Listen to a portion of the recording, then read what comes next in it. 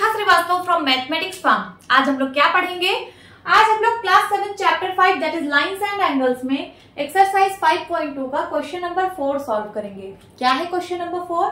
Find the value of X in each of the following figures. ठीक है, यहाँ पे आपको कुछ फिगर्स गिवन है, उन फिगर्स में आपको एक्स की वैल्यू फाइंड आउट करनी है।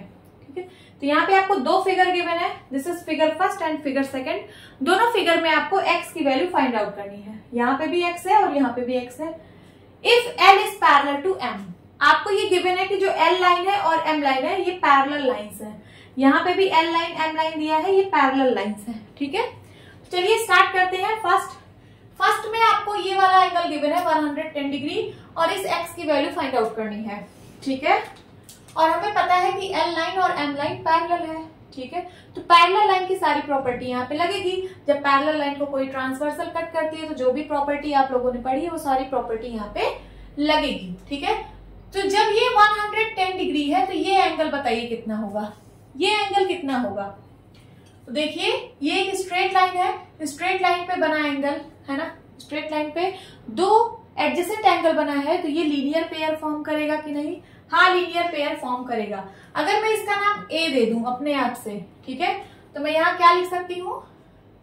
110 degree plus A is equal to 180 degree. क्यों? क्योंकि ये लीनियर पेयर फॉर्म कर रहा है। लीनियर पेयर, हम यहाँ से ए की वैल्यू निकाल सकते हैं, बिल्कुल निकाल सकते हैं। ए की वैल्यू कितनी आएगी?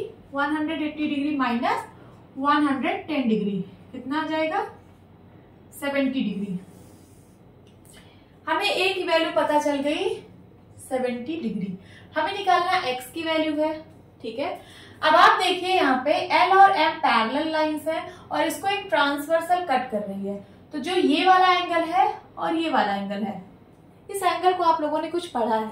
ये दोनों कैसे एंगल्स हैं? करेस्पॉन्डिंग एंगल्स हैं, तो करेस्पॉन्डिंग एंगल इक्वल होंगे। ठीक है, सो एक्स की वैल्यू भी कितनी होगी? 70 डिग्री। तो आप यहाँ पे लिख दीजिए एक्स इक्वल टू ए। क्यों? तो रीजन लिखिए, करस्पॉन्डिंग एंगल्स, करस्पॉन्डिंग एंगल। ठीक है, तो x की वैल्यू यहां से क्या आ जाएगी? जो a की वैल्यू है that is 70 degree. This is your answer. And now move to the second figure. Second figure में this is L line and this is M line.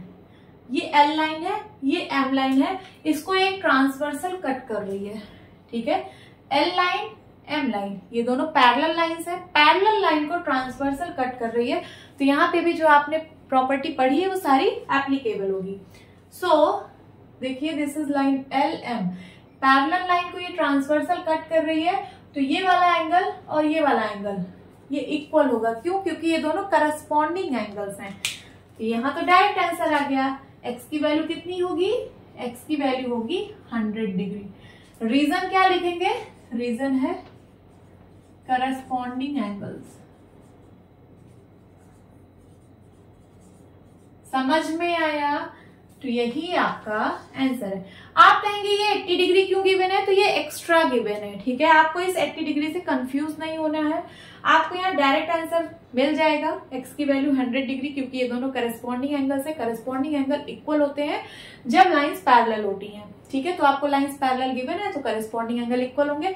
ये 80 डिग्री आपको एक्स्ट्रा गिवन है कंफ्यूज करने के लिए। ठीक है, तो आप कंफ्यूज मत होना। This is your answer. Hope students आपको ये क्लास अच्छी लगी होगी।